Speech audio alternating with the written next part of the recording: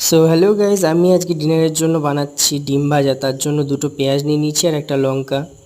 তো একটা পেঁয়াজ কাটছি, তো দেখলাম এটাতে হয়ে যাচ্ছে, তাই এই পেঁয়াজটা রেখে দেবো, আর কাটবো না, নষ্ট করবো না, বেকার নষ্ট হয়ে যাবে। তো তার জন্য রেখে দিলাম।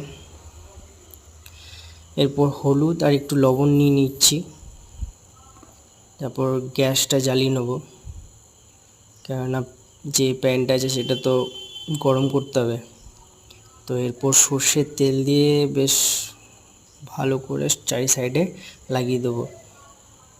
এরপর দুটো ডিম নিয়ে নিলাম,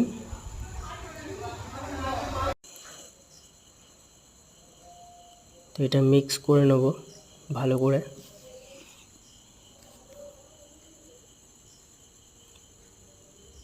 এরপর দিয়ে দেবো,